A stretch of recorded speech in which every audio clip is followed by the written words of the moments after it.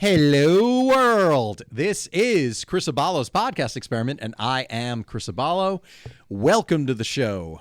Returning once again with another all-star cast of characters. Joining me, you see, right beside me, What up? Christian Cortez. How are you, buddy? I'm good. How you doing? I'm good. We're going to pretend like we just sat down. And also joining us over here with their own camera, ladies and gentlemen, Jason Enrique. Yes, indeed. And U-Goboy. Yahtzee.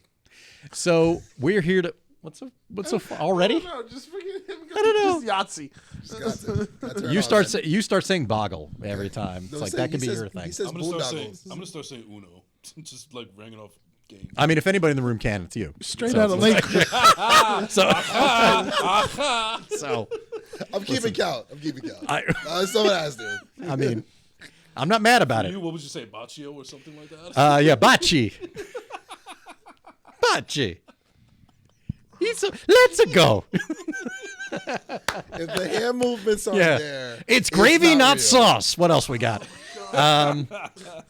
Speaking of Italians, so we're here to talk about one of cinema's great films celebrating its 30th anniversary this year. And since there's no fanfare whatsoever, which I find appalling, I said we're gonna have to dedicate an episode of Cape to talk about this film. Mm-hmm. We're talking about Michael Mann's Heat from 1995. Great movie. Which, yes. Give me all you got! Give me all you got! She had a great ass. It's the quote-along episode of Cape. So you just put it, which, incidentally, I don't know where Heat is streaming God when knows this it goes is. out. Amazon Prime. But Amazon it's somewhere. Currently. Well, that's the funny thing. Every it's time on it pops up on Paramount Plus. Netflix, It's on is it? It's a Prime and Plus. Whoever's going to pay for Heat 2, they'll have What? Paramount. They'll have the Eventually, movies, too. yes. But that's the funny thing. Every time it is on Netflix, it's always in the top 10. Like, it's one of those movies people keep discovering. All the more reason I'm surprised. Like, there's nothing.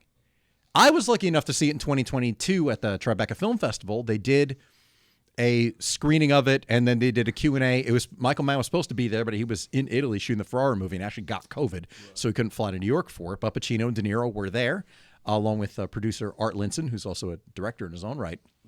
And they did a Q&A afterwards. So I didn't get to see it on the big screen in 1995, unfortunately, but I got to see it in 2022, and it was a whole different experience seeing in the theater, which we'll get to, because that's all I wanted for my birthday was to have like a private screening with you guys, especially for Christian, who'd never seen it. Never.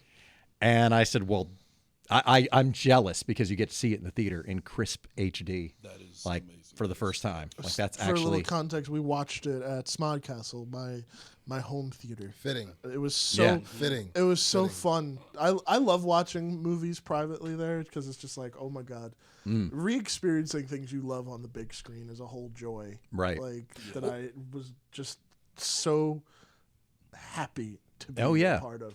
and to experience the first time. Oh yeah, for the first and time. The first Where time, to go just in an cold. entirely new movie.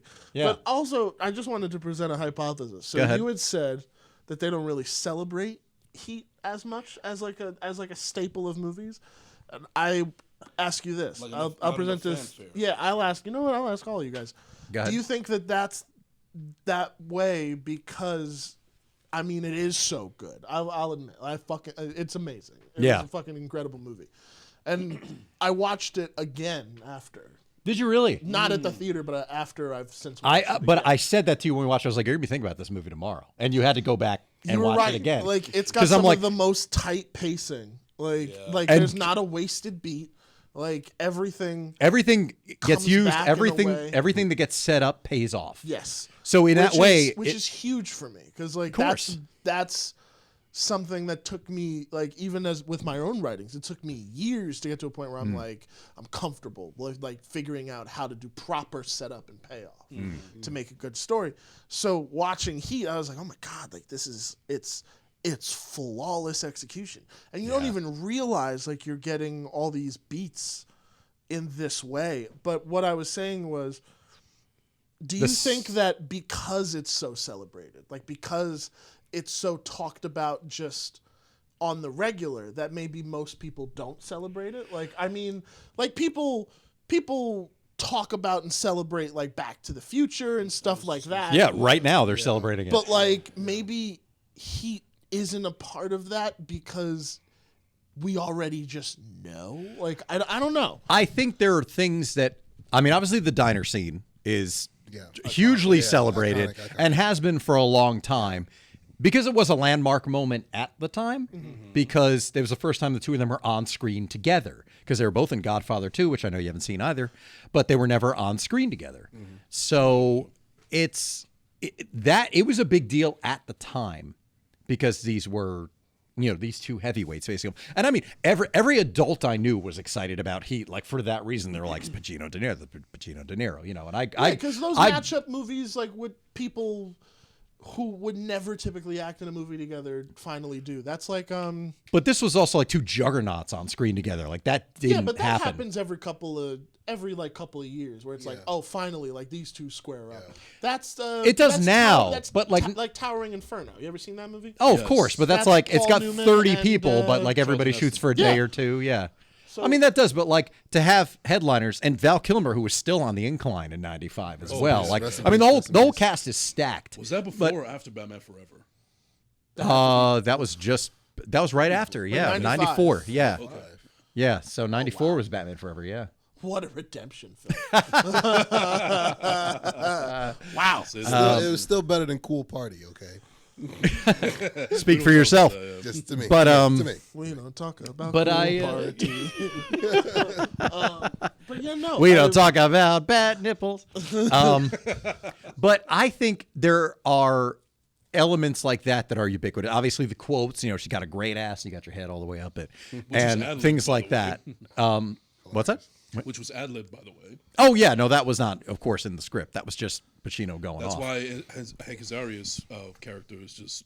He actually said Jesus. Like, that was his actual reaction in the moment because nobody expected Al Pacino to do that. But that's also the spontaneity of being in the moment and just going with it. And everybody just staying in character instead of being like, wow. It's just funny. He was saying something that we were all thinking on a daily basis anyway. Of course. But the quick sidebar, because Dom I'm DeMarco. still 13 years DeMarco? in, I'm still a big fan of Penn Jillette's podcast. And there was a movie, I think in the early 2000s, he got all the way up to audition with Robert De Niro. I forget what it was. He was playing somebody who was had some government operative who like betrayed De Niro. And they're doing this scene in this audition. And De Niro's like, how can, it obviously it ramps up and gets more intense. And of course, De Niro's getting really intense. It's like, how can you do this to me? How can you've known me forever. You're somebody who you supposedly care about me. Da, da, da, da, da. And De Niro finishes talking. And Penn Jillette just looks at him and goes, wow, that was great. Like completely out of character. Because he was just so in the moment, like he's watching Robert De Niro perform and like completely took him out of character. So the moment where you're like, oh, wow, that was great. Obviously, he didn't get the part. But it's... When there are moments where you just roll with it, and yeah, like that's one of them. But I think there are elements of Heat, like the quotes, like the diner scene, that are still, I think, part of pop culture and it gets shared like crazy in social media. That video is circulating right now of like the theater reaction of "She'd got a great ass." That's been making its way. So I don't know that it's as a film is held in high enough regard. When you're talking about like great films, even great films of the 90s, I feel like it gets overlooked overall. And I'm kind of surprised. I mean, the screening I went to was sold out at Tribeca. Yeah. I don't think it's held in as high regard as we do in terms of film as a whole, or necessarily by cinephiles like the four of us. Absolutely. But I think in general, I don't think it's held in high enough regard. You know what I think might be this weird bridge of it is that I think that for us, we know like, oh, this is a fucking amazing movie. But I think that for normal watchers, like just people who casual viewers, yeah, of course. Viewers, I think for them, that's like almost an awakening movie where it's like, oh, this is what being a cinephile is. Like, oh, this is like, I'm understanding the story in a different level. Like it's the first time for some people that watch a movie and go, "Oh, it's that good." Yeah, like, and that happened to me with this movie. And I want to get does that make sense? By the way, like what I'm trying, what I'm trying to portray, because I'm like, I think that's what it is. Because I mean, what also do we mean when we say celebrated in pop culture? Because I mean, I referenced Back to the Future, but that's a totally different spectrum of movie. Well, you got to think about genre too. That has a lot to do with it. You know, it's like, you know, when you think about Jurassic Park, right? Or you think about Back to the Future, you think about Terminator, you think of like blockbusters are looked upon as blockbusters for a reason, because big budget, big studio, big push, big marketing, global rollout, yada, yada, yada. It's not known for the acting. It's not known for the performance. That's for us. That's for like cinephiles. That's for people that like follow, you know. His performance in that. Her performance in this. Yes, that kind of look at it more for, obviously, yes, these are top tier A-listers that are in it, but like we're still looking at the performance. I feel like, you know, the bigger blockbusters and the ones that have the bigger fanfare, they're always going to be looked at differently and held in different regards than films that aren't in that genre or whatever. Because it's a great movie. It's a great movie. It's not only a great movie, but it's a great movie with top tier actors on top of that, and a bunch of like the Allstate insurance guy. The fact he's in it's freaking hilarious. You know, what I mean? And freaking Pedro Serrano, exactly. lest we forget. Pedro Serrano, as well as freaking Trejo. Yeah, Dan Trejo as himself. Yeah, Which Literally and fucking figuratively. crazy. Hilarious. So good. So I think that answers it. Your the whatever injustice or indignation that could be attached to it, or why it's not. Because like, whenever I hear someone quote-unquote talk about celebrated. it, it's always with such reverence. Like everybody's like, "Oh, Such high regard, Yeah, yeah. everybody loves this fucking movie, and which is why like I was nervous going into it, because I was like, I fucking hope this lives up to the hype. Like, And no offense, like No, you're right. I didn't want to like- oversell it. I didn't but it want to say wasn't- anything. it All I wasn't said, you that oversold it, but that was a or conscious thing it for was me. just something going into it where I was just like, I know that this is allegedly a masterpiece. I know that this is called one of the greatest movies, action movies, whatever you want to call Crime it. dramas. Crime dramas Yeah. ever. So when you hear that, and you hear it for so long, you're just like, please let it be this, please let it be this, please Yeah. let it be this. Yeah. And I felt bad because, like, when I was watching it, I was in Smodcast and I was very comfortable. But this is also how I process movies. Like, this is like, okay, like, this is my first viewing. I want to be comfortable. And I'm like, okay, this is what's going on. And I'm, like, getting caught up with what's happening in the story. And I'm like, oh, shit. Like, Your posture shifted many times during Yeah, the where I was like, screening, this where is- you were. this is so... It's constantly in motion. Yes. Yeah. Yeah, there's no fat to be trimmed off of that movie. And it's I would be 3 surprised. hours. It's just under 3 hours. And that's another thing. That's what was insane to me. Because it doesn't feel like it at all, because it keeps moving. I thought we watched a 90-minute movie. Michael Mann will be very happy to hear that, by the way. 'Cause he'll be No, like, damn. for real. Like, I thought we walked out and I was like, okay, cool. Like, I got the rest Oh, of it's it. 5 a.m. Oh, what the fuck? Yes. I'm going right to bed. Yes. It's tomorrow. How did that happen? That ice cream beforehand was a good idea. That was a really smart idea. Facts. But Gotta yeah, try no, that I next time. just, Facts. I was like, man, this movie does not let up, but in the best way possible. Like, I was Yeah. like, this is fucking excellent. Yeah, So I was glad that I was able to watch it knowing all this hype around it, and it lived up to it. Which that was what I was worried about. I was too, because I try to not oversell stuff. And with this, I'm like, I don't want to say, and the idea of like seeing it on the big screen, and that's why since I was the only one who had, I'm like, I want to share this experience with you guys, because it would have been awesome if it was one of the things like, Fathom Events presents Heat 30th anniversary, and it was going to get released in theaters, and I thought, well, it's not going to happen. It doesn't seem like it's going to happen. So I would like to do it for my birthday, because if there was lo and behold, actually there was a I forget what the event is, but Nighthawk, which is 2 independent cinemas in Brooklyn. Okay. They're showing it it's a Val Kilmer celebration. And he, like, right away, like, half of it sold out. They're showing it in 35 millimeter, no less. Oh, wow. And I was like, oh, shit. I was going to send it to you guys, but, all that's left is, like, front row. And I'm like, that's great, but it's in a tiny theater. It's in, like, a 40-person seat theater. And I thought, that's not going to beat it's not going to beat our experience. Plus, it means we got to go to Brooklyn. I mean, Nothing wrong with Brooklyn. I'm saying the drive. It's that. tolls. Yeah, and tolls. Yeah, $30 in tolls. Smodcastle's smallest theater is 40 people. So, like, that doesn't bother me. as much. It felt like a VIP exclusive. Yeah. event. Oh, with us, Plus, yeah, having it I indoors. also think there was something to it seeing it on the big screen. 100%. Because this is also something that dates back to another movie we saw at Smog Castle. So no, seriously. And I think that it's just really cool because originally, listen, we all know I fucking love the Muppets, but my least Cape favorite, exclusive, everybody. Christian loves the but My Muppets. least You don't say. favorite for the longest time was Muppets Take Manhattan. Right. And then we watched it on the big screen.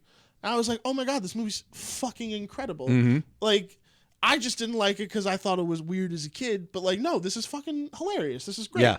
So I think that watching something on a big screen also helps in that regard with some of these movies. Totally. It's like, I don't think I would have had the same Well, I would have probably appreciated Heat, but I don't think I would have fucking loved it like I did when I watched it in a theater, Yes. then at home. Whereas if I watched it at home first, I probably would have had like a different reaction. Well, that's how we were introduced to. We were watching it at home on square TVs in the 90s. It was probably the first time we all saw it. Yeah, I agree with you because that's how it happened with me. I mean, I remember specifically when VHS was still a thing, they came out on 2 cassettes, on 2 VHSs at the time. It was a 2 tape. What's a VHS? Oh, bullshit. Gen Z over here. Oh, I'm sorry. You are a living representation of the age of the film Heat. How can we forget? Oh my God, that's right. 95. Yeah. Wait, Yep. when did Heat come out? 95. No, like month. Month. Does anybody know the month?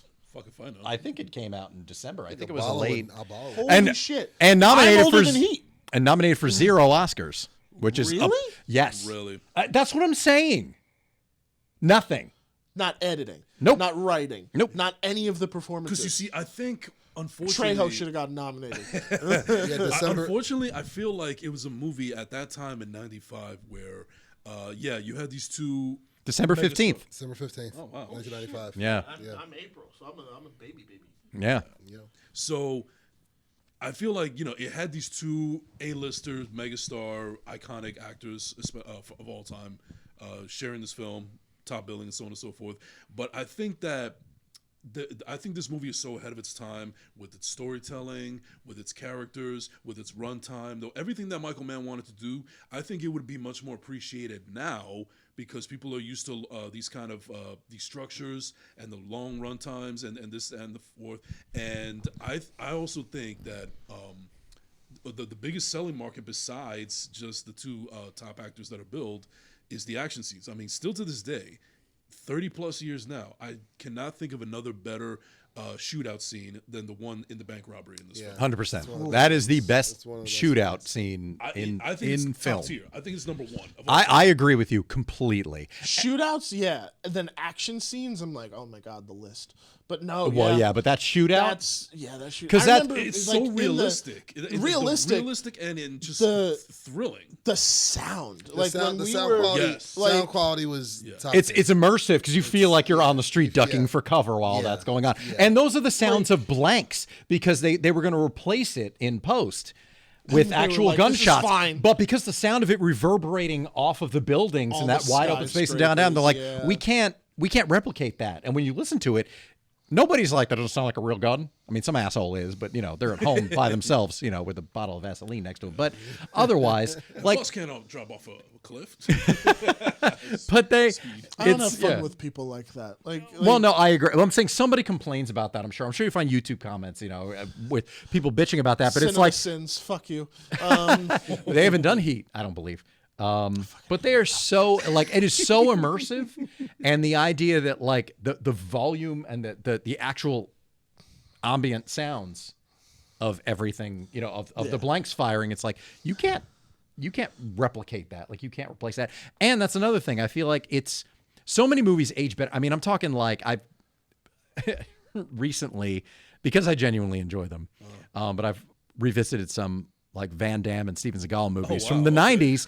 And I'm like, even the worst 90s, dude, even the worst 90s action movies, you can appreciate now because at least they were actually blowing up cars or crashing cars, or there were practical, like there were stunt people I'm so doing these tired things. of seeing CGI explosions. That's what I'm saying. It's like you can watch something like Heat, and you think, oh, there are stakes. That's why It's I one of the like the reasons you can John watch Wick The Dark movies. Knight and you're like, oh, they flipped that 18-wheeler. Yes. You're Yes. not watching something I CG. Like remember- that's why everyone's so invested in that movie, because so much of it is practical. You're like, it feels like there are stakes. And when you watch something that's just VFX noise, That you scene don't in get particular, that. like, great fucking pull, by the way. I remember seeing Dark Knight in IMAX. I went to Yeah, Atlantic I City did to too. see it in I did- IMAX, I did and the too. theater was And- silent I And while when that thing was. when that truck flipped Yeah. on this massive ass screen Yeah. and then just dropped, you felt it. I was Yeah, like, what the you felt that in your fuck? chest. So the vibration. I remember I had terrible seats for Dark Knight the first time I saw it. With, Wait, front row, back row, side. I was probably the second row front. Oh, Because it was so it was packed, but I didn't care because Yeah. I was Yeah, I of was gonna course. be there. You had to see it right away. When that scene dropped, that car flips. Mm-hmm. I'm just like, Warner Brothers, well done. Yeah, yeah. Christopher Nolan, well done. But Because it's for just like- real. because But it's you, there. but Like, you know, yeah. but you know also, like it's real. There, it feels like there's stakes. When you watch Speed, it's the same thing. You're like, they are fucking up this, all these cars and all the like. There's actual bus being driven. It's like I remember people telling me about. I guess this is maybe 4 years ago. Like Bus with, explodes for real. oh yeah. But I remember people talking about like, oh, this big kung fu fighting scene in Shang-Chi. It's like it's great. It's like it's all visual effects. Yeah. It's all CG. Like it doesn't feel like there's actual, Actors, punches and kicks yeah. being thrown, but I'm like, it's bottled water driving a fake bus in front of a green screen. Like, there's nothing real going on here except guys who did some choreography. And I'm thinking, this is not the same. Even watching something like, at least Eddie Murphy Metro, which is not a great Eddie Murphy movie. It's like, okay, at least they were fucking up shit in downtown San Francisco. So I'm saying, like, even movies that weren't great at the time, there's an appreciation for them because you're watching it, you're like, they were doing stuff for real at least. You know what that reminds me of? So there's a long forgotten action film from 1995 called Fair Game with William Baldwin. And Oh, I ordered that on pay-per-view too. I actually saw that in theaters. I shouldn't have, but I did see it in theaters. So, but anyways, horrible movie. Like, It is. like story and everything. It's not good. But the action scenes are just phenomenal, especially compared to today's standards. Yeah, Like, that was actual guns and explosions, cars exploding on a highway. Exactly. And that's something you don't have. And I think the scale is something we're not going to see again. Right. And it's actually not something anything less than a $200 million budget. at least. No, period. Not at all. Too many corners being cut, too much emphasis on what's profitable. And red tape. It doesn't, I mean, it was so funny having just watched the Scorsese documentary on Apple TV Plus, the thing that made me subscribe to it, because I want to watch this 5-part Scorsese doc, was George Lucas visited the set of Gangs of New York. And because they built all of that, early 20th century New York. And he said, this is the last movie where set's going to be, this is the last movie that's going to be like this. So really take it in. And this is a dude who made, episode 2 on a soundstage or green screen. And he knew, and it's absolutely true. Like the practical stuff. I mean, even, Dark Knight, thankfully they shot in Chicago. They shot all that stuff practically. I think it's coming back a little bit more. Like I'll be fully honest, I have not seen the movie yet, but from all the behind the scenes and all the previews I've seen, the Wicked movies are very practical. They have a lot of. They really went to Oz? Fuck you, man. Well, that's what I'm saying. No, like practical sets. They're Like building sets. because I miss that art too. To be honest with you, that's what initially got me into film as a kid. I really thought I wanted to be an architect when I was a kid. Then I realized math was just fuck no. But then somebody was like, "Oh, you could build movie sets." You know what's crazy too off of that? So one of my best friends, Randy Troy, he was a PA forever on Blacklist, a bunch of shows, a bunch of Marvel, power to DC him. movies. Yeah, I'm glad he finally got out of it because he's working on One Piece now. He's a One Piece nerd. He works on the show. He's a writer for One Piece. Fucking A. That's So- awesome, so yeah, dude. I'm He so- got out of the PA bubble, thankfully, Yes, I'm which so is happy. tough. Which is tough. It's very, tough. very tough. I was Very discouraged tough, from bro. doing that for that exact reason. Facts. So I remember when he would he'd always be calling me from like, yeah, bro, I'm in Pittsburgh or I'm in freaking I'm in Chicago, whatever, or I'm here or there, or I'm in New York, but it's like it's very specific location wise in terms of what places have even the access to have like studio space to do stuff like that. And it kind of goes to the point you made about how that 1920s. I actually got to watch that Scorsese documentary for sure. Like it's awesome. I was just like Everything I wanted it to be. Yeah, it's just like you have to go to specific places and specific locations to even get any semblance of that, because this isn't Hollywood in the 1960s where you just roll up to the Warner Brothers lot and just everything's just there. Right. You know what I mean? It's Right. just like that's just not the case anymore. Although, ironically, because since I finished the Scorsese doc, I did start watching The Studio. Is that what it's called? The Seth Rogen Seth show? Rogen I show? did. Amazing show. Now, that Brilliant. actually, see, I have mixed feelings about it, but that's another episode. Okay. But because I expect there's going to be more of a satire than it is. It's kind of every character's a cartoon character, which is fine. I'm not saying I'm not enjoying it. But I'm I just also have mixed sucker for the feelings. technical things that they did on But the they show. shot, but a lot of that they shot on the Warner Brothers backlot. Yes. So looking at that, I'm like, okay, it actually does look like that. I mean, some of it I can tell which ones are sets and which ones are practical buildings. But a lot of the exterior stuff, that's the Warner Brothers lot. So Let me you ask do guys, get though, that look. when you guys are watching a movie, But it looks like studio and lot. you see that it's obviously a backlot. Does that bother you? Because it doesn't bother me. If anything, I like that. I like I'm watching. I rewatched the Ted Show fairly recently. They made a TV show off of Seth MacFarlane's Ted. Oh yeah, movies. I did see that. And they're first off, funny fucking show. It's is great. funny, yeah. But they repurposed Courthouse Square from Back to the Future. Yeah, So- that's the Universal lot. Yeah. And it's the Universal lot. I know that because I'm a fucking film geek. But like, I love watching that and knowing the history that's there because Yeah. Gremlins fucking shot there. Right, that was around the corner. Was Mrs. Deagle's house? Yeah, and everything there's a is bunch. shot there. Yeah, a bunch of. I forget a couple of shows. I think Charmed. Maybe that was the downtown area. I don't remember. I Ghost Charmed. Whisperer shot Maybe it's Ghost there. Whisperer. They're all the same to And me. then I know there was one other that I thought was really dope. But like, does that take it out for you, or do you not notice, or is that more of like, man, you watch the shit too much? I really think it depends for me personally, because if I'm invested in the characters and the story enough, then I can care less. I couldn't care less about that. But if I just feel like if I'm not fully invested in it, especially with the stories and the character, then yeah, something like that will be distracting to me, and it's another thing that I will be judging the film off of. Because like, listen, we can make jokes all day about Tyler Perry movies, but he's got his own backlot. He's got space. He's got a space Yeah. where it's like this You dude. gotta respect him for that. Aside from also paying these people criminal rates, like it's just part like too. they are working on this sprawling backlot. It is just, yeah, sprawling is that a word. is Yeah. just so indistinguishable from like real life. Like sometimes these sets don't look real. Like there's some. Oh, yeah, some of them, they look like- There's a section of Universal where I'm like, how did they get away with? any Yeah, of it looks like $1.98 in styrofoam. You know, Yeah. was spent on this thing. Like, okay, that looks terrible. That's why there's Which- one Tommy scene. Wiseau would be proud.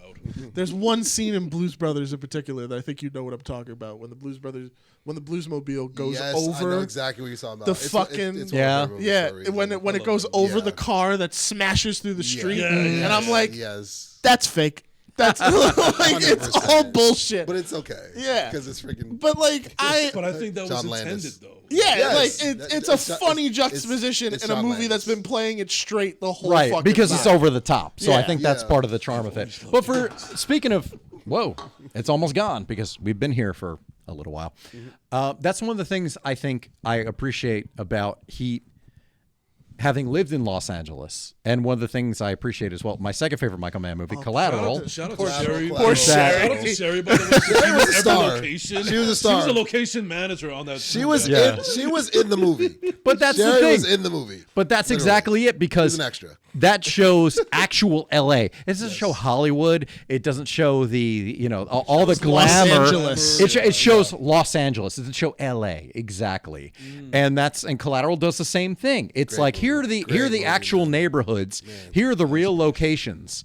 And it's not something that's glamorized or dressed up like that's another reason that, because it's not sets, it's practical locations where they shot everything. And I think it's great. It how- feels like it. And I think it's great how I don't think it gets talked about enough, but Los Angeles is a big character for the movie as well. 100%. Yeah. Yeah. It absolutely. Which was one of the It's things. a Los Angeles movie. Like, Yeah. Well, it's- it is. It's absolutely Los Angeles Yeah. is a character, Because and there it's is movies that are movies that take place in Los Angeles and a Los Angeles movie, and this one is the latter. yeah, Yeah. of course, So yeah. it's vibes. It's the same feeling you get when you watch a Spike kid Lee said. movie. Like Like this is me? when you watch a Spike Lee movie, that's a New York movie. It's a New York You film. can feel it's Brooklyn. Yes. Like, Yeah. I watched Highest to When you Lowest. watch a Kevin Smith movie, you're like, oh, this is No, New Jersey. I watched Exactly, yeah. facts. This is fucking- I watched Highest to Lowest recently. What'd you think? And I loved it. It's Denzel. It's Like, what the hell? Denzel, yeah, come You on. can't, like, come on. Like Denzel doesn't make bad movies. He just doesn't. Like, I That's know like- that's ASAP. Aballo and Pacino. Yeah, exactly. Aballo's just sitting there, like, I could care less. I'm looking at you, Christian. like, Denzel doesn't make bad movies. Like, it was great. But what I enjoyed and what immersed me was, because I'm in New York all the time for work or whatnot. I work in New York more than Jersey sometimes, depending on what part of the year. Like, the subway scenes, the downtown shots, the apartment shots, the skies, like that is a New York film. You feel like you're in New York the entire time you're watching it. And with Heat, yeah, I've been to LA a few times, and it's like, especially like the traffic scenes. Like I remember the first time I took an Uber from like East Hollywood to like Long Beach to meet up with a girl at the beach. And it took 2 hours. And it took like 2 hours. The longest Uber Yeah. ride of my life. Yeah. I'm just like, yo, this is. It's like, this is only 18 miles. Why is it taking so long? I'm just like, people do this every day. Yeah, it's like dude, driving. Like it imagine sucked. It imagine sucked. driving to the Jersey Shore every day. And you I'd live- rather and you- In June. I'd rather eat sand. in June. And you lived Yeah. and you lived in like Newark. Like Yeah. that's the vibes. Yeah. Those are the vibes. It's So, all the time. You're yeah. constantly on the Parkway South yes. So it's like on a Friday. driving towards short points. So it's like Nope. the location is a character in Heat, and that's why I really appreciate it. But also the like Christian was saying, as far as like nothing being wasted. I mean, I think as far as the characters all have a role, you know, there's something about every character. And that was actually one of the things that really stands out, something like, Dennis Haysbert's character in it is as the parolee who's out trying to get started again, is getting treated, shit at the job. Which, by the way, if you haven't seen Heat, stop this right now and go watch it, because otherwise the rest of the episode, Spoiler alert! aside from spoilers, like you're just going to be bored to tears because you're like, why that are was they also- sucking off this movie? Listen, that was also the remarkable thing, though, is like, I wasn't spoiled. Like, I've read so much about this movie. I've heard so many things about this movie. Yet somehow the ending is not talked about. And I'm like, the ending's fucking amazing. Yeah, we'll get there. We will appropriately end on, like No, of the course, ending, but, like, because I know, noticed you I was reacting just to kind it. of surprised that how I really didn't How much feel is out like- there, but you didn't feel like, oh, this whole movie was given away. Like I knew. I have Yeah. a question for you, Chris. So Yes. since you know more about, since you remember this time a lot more than anybody else in this room when the movie first came out. Because I'm old, I understand. Go ahead. As an old man, would you mind telling us I mean, what it was like So when during McCarthyism? You dug this. You dug this hole. so when Heat was first coming out, when they were doing the commercials and the trailers and everything, was it ever marketed at all as Pacino versus De Niro? Yes, that was all the marketing. Yeah, so it's almost like at the end, which is amazing, there does come a victor in this battle. Yeah, but And I wonder if that took any people out of it in the no, because that's the thing. And as Christian said, just to skip a little bit towards the end of the film, that was one of the things. So obviously they're heading to the airport, and he's, and she, I'm drawing a blank on her name, the girl he's going to run away with, which is, thank you, turns to him and says, is everything okay? So, yeah, everything's okay. And you could see with his face, he's unsettled. And then all of a sudden he turns and exits off, and it's just like he's going to go after Wayne Crow. And and Christian actually said, like, no, like he actually was annoyed because you don't hate, even though he's the villain, he is a sympathetic character. You don't hate him. No. He's not. He's not in Hans Gruber area as far as like he's a lovable villain, not or Hans Gruber. Loki or something no, like but that. The piece of but shit that he it's had to kill. I was like, okay, he has but to that's die. it. You're like, but yeah, God damn it. But it's also like you're okay with De Niro getting away because you don't hate him as a character. Like you at least understand him. You're like, this is his business. You know what's so funny? Like you're talking about this, bringing up, And you're getting bringing it up, heated. and I I'm can getting tell. heated I can see because you I'm getting like, upset. But that's the thing. It's like, but speak- because you love both. But just put a point on Jason's go thing. ahead. But it's like because both Heated. characters, aside from obviously we're predisposed to loving both actors, not in the cartoonish ways, but it's like everybody's looking at a Pacino De Niro movie. You're like, pre-righteous kill, pause. and you're like, all right, this is going to be great, but both characters you understand. You're on their side.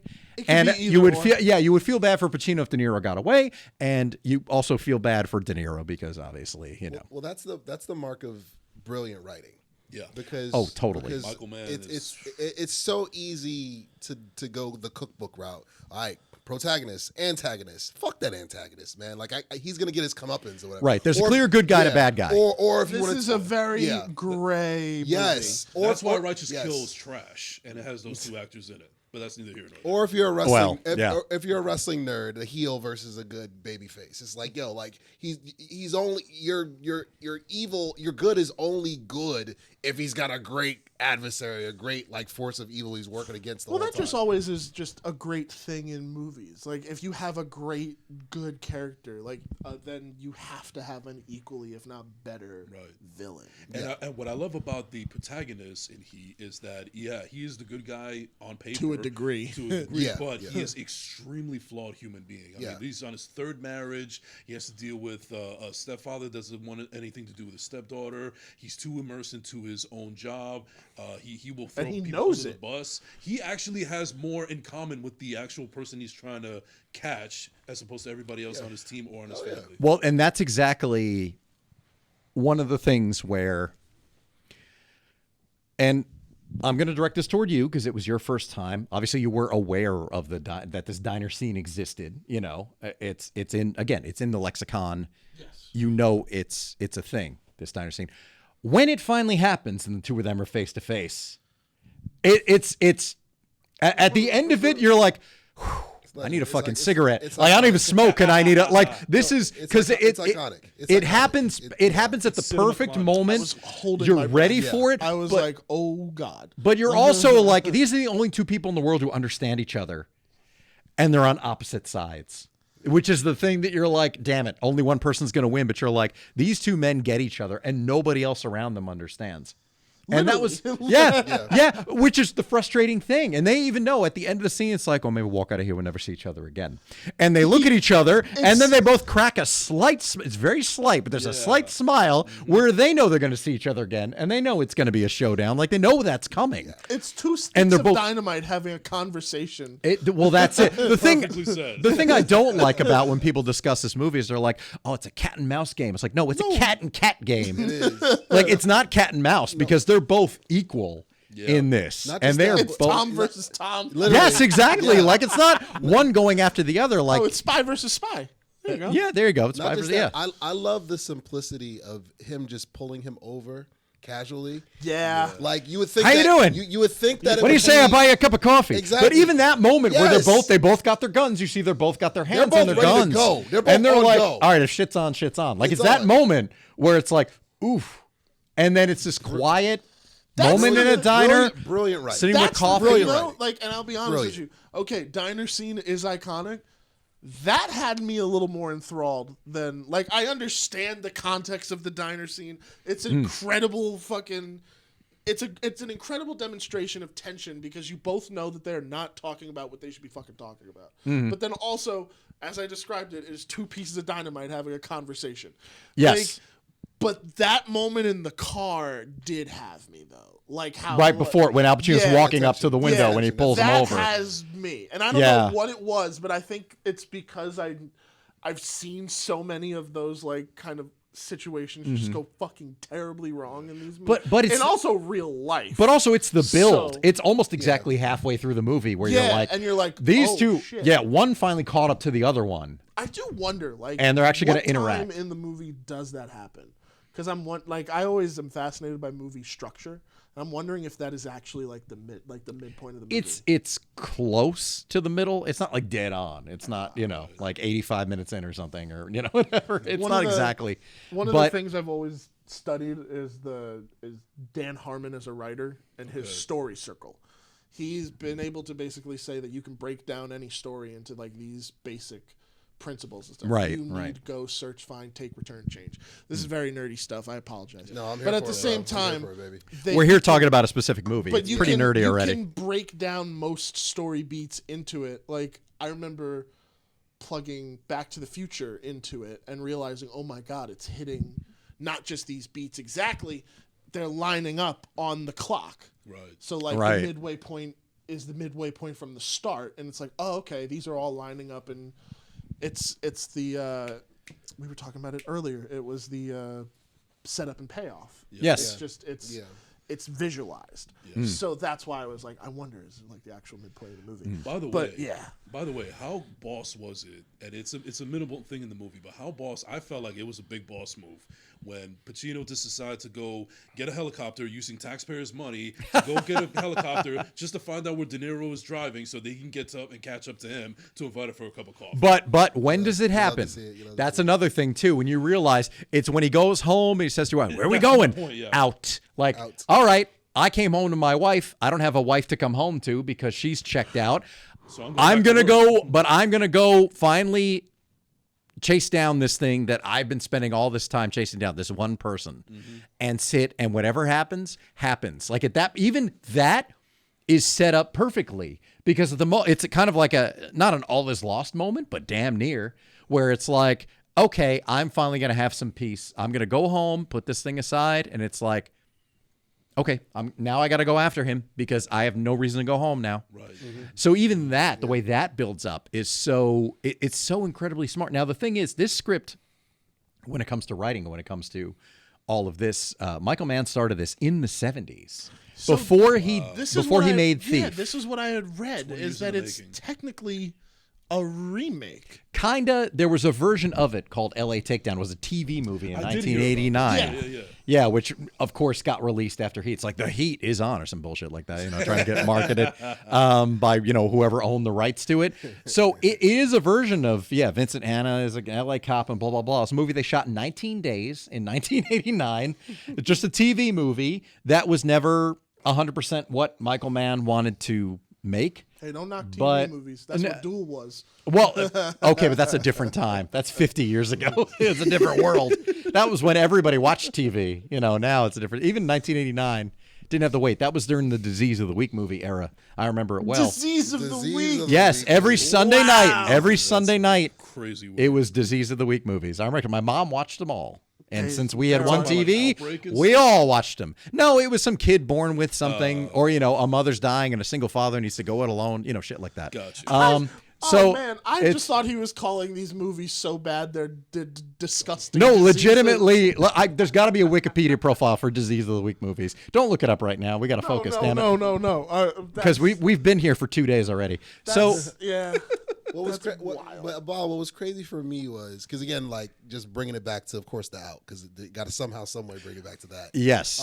So when we were getting ready to make the Out, Aballo, for our viewers who don't know, gave me a bunch of homework to help give me an idea of exactly what it is he's trying to create from the script. I'd already finished the script already. I was ready to go, but I still needed some more context, some more research in terms of what essence he was trying to capture with our characters that we were playing opposite each other. He was just like, yo, I need you to watch Reservoir Dogs again, because I hadn't seen it in a while. The opening scene. The opening scene. A couple things. I watched the whole movie again. Oh, of course. And how can you not once you start that movie? Right. Yeah. But what was funny was you told me to watch Heat.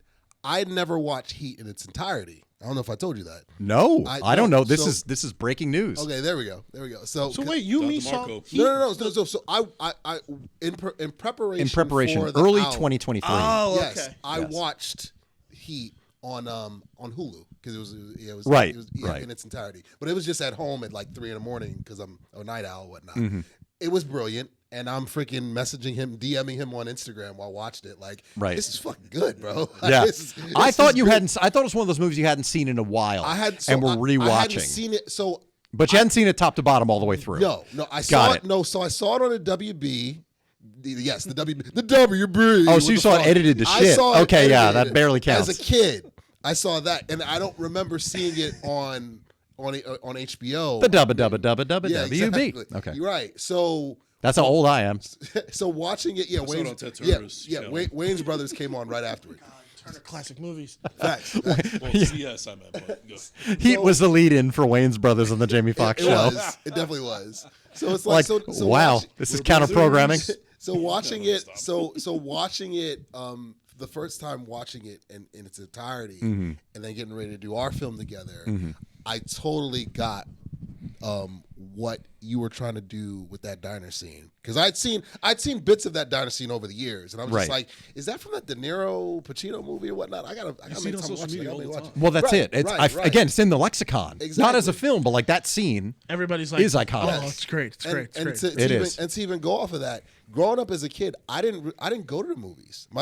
There was Yeah. no time, but both my Right. parents were immigrants. Like so, like there's who's gonna take us? And I didn't live near a theater either, so I couldn't like just walk up the street and go to the theater. I lived in the ghetto. You know what I mean? So it's like, so you know, being there in that immersive environment to watch it, you know, in its entirety, and whatnot. I didn't grow up watching Mortal Kombat in theaters or Jurassic Park in theaters or Toy Story and whatnot. Right. I watched theaters in class when the VCR was rolled into on the cart. A TV strapped to a cart Facts or meant cinema. facts or HBO at home or course. VHS or DVDs The at illegal home. black box. Right. Yes, facts. So it's like that was cool. That was cool that you picked that film to watch in the theater, and I'm just like, okay, this was a moment I definitely missed out on as a kid or whatnot. You know, Yeah. because That's it. gave me those vibes. I saw it. It played on HBO all the time. And I've joked about it before, but it's true. In the 90s, there was HBO and HBO 2. That was it.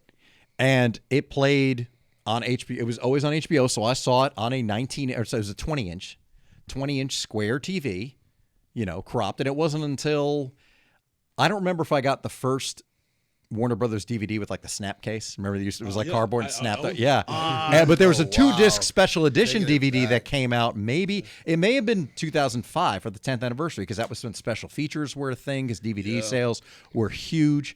And so flip they it had a upside second down. disc. You can flip it upside down. There was like a full screen version and a widescreen version.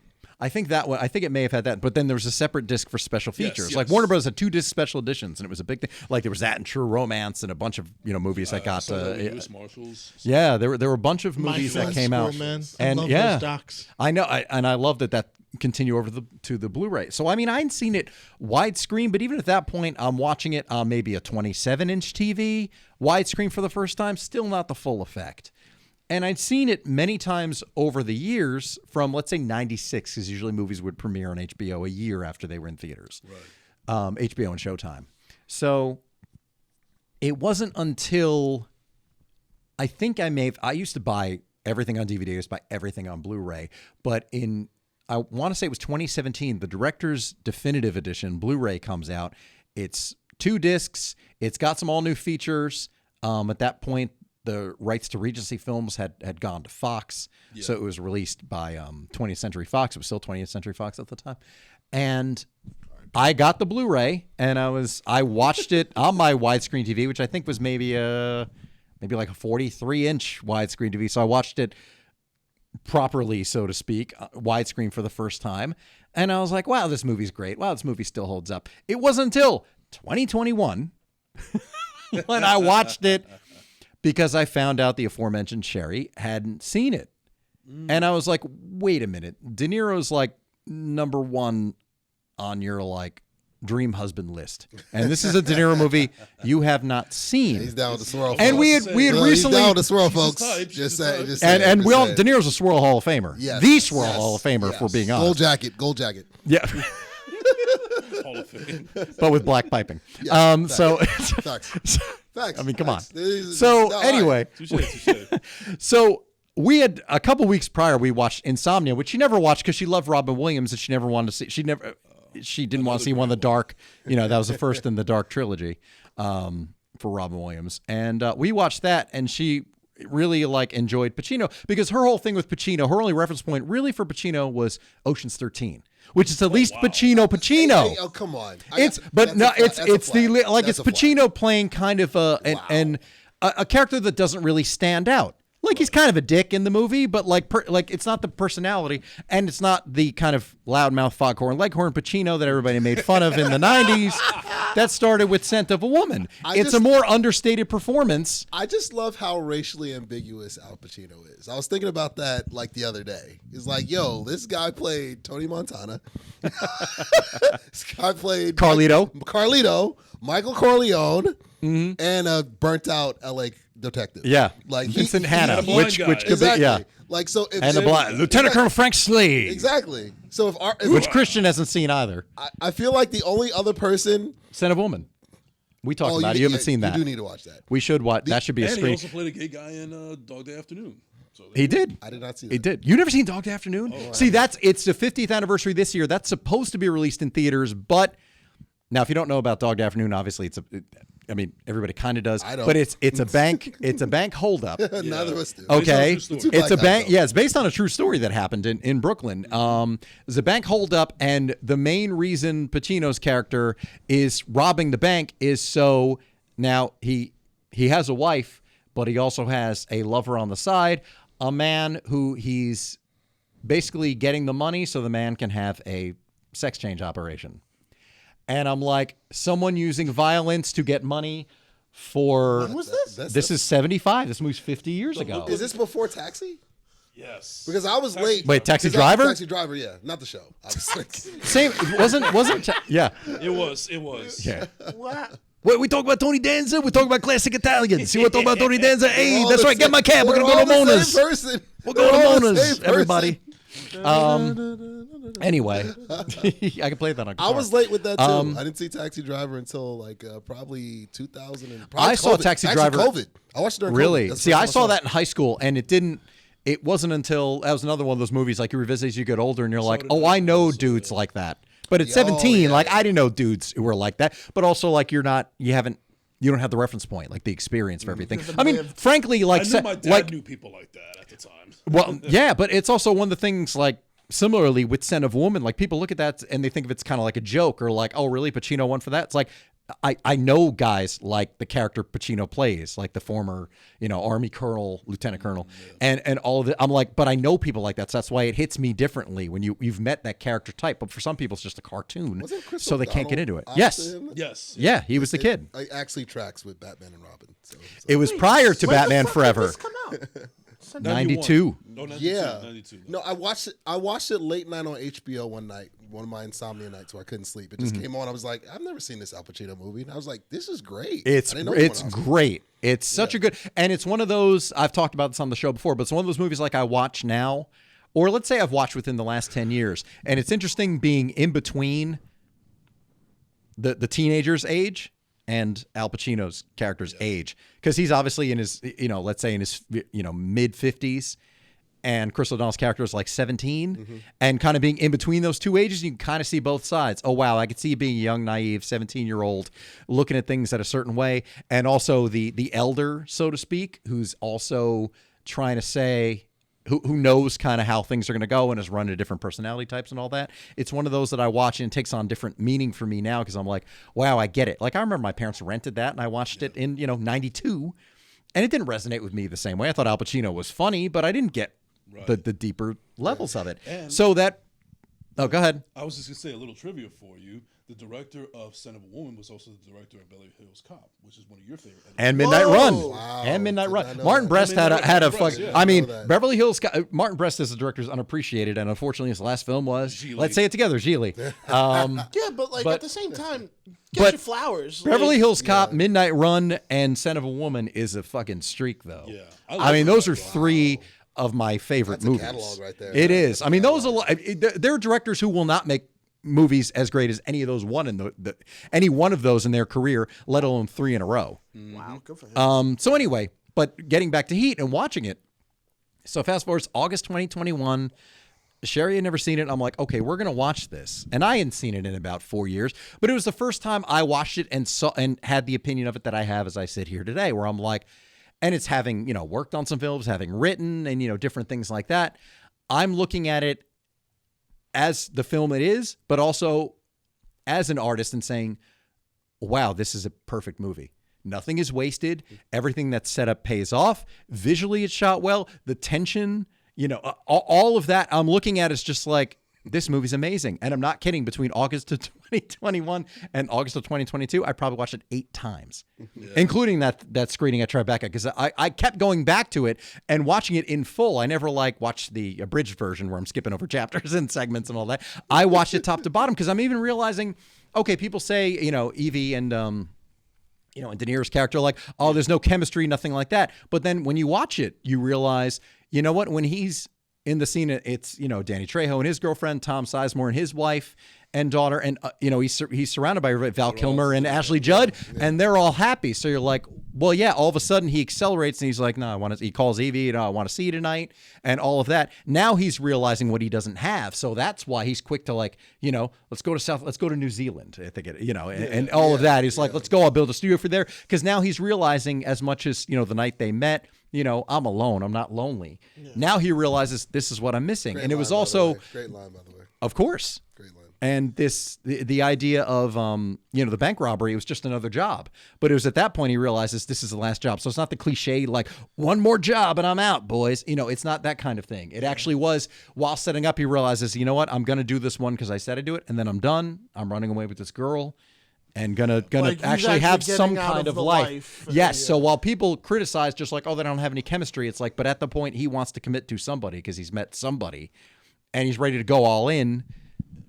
So while you can say maybe there's not chemistry, like, I'm not saying it was by design, but it could very well be, like, even that makes sense in the context of the film. Blew my mind by that, because I was one of those people that said, I feel like the love story between them was probably the weakest point of the movie, even though there's not that much. But you saying that right now, in context, you're like, it's like that okay, it makes a lot more sense now. Yeah, because I truly believed that they didn't have the best chemistry out of any of the relationships in the movie. Mm-hmm. But when you say it in that context, yeah, it's true, because this is like, I thought that was kind of the point, like the lack of it, because I feel like he was. Sorry, That's I thought okay. that was kind of the point of it. Like he was like craving it for so long, craving it, well, or not even it realizing wasn't he on his wanted it. radar until yeah. until they're all there with their girlfriends and wives. Well, not just that, but you really feel the essence of it when he has to walk away from her. There's no dialogue. Yep, there's just a look. Scene when he leaves so her in the crowd, like fucking. When he realizes I have to walk away because this is it. but he's taking a sweet ass time to do it. But he's conflicted but and it's one of those things where it's like there's so many. I think a lot of people give.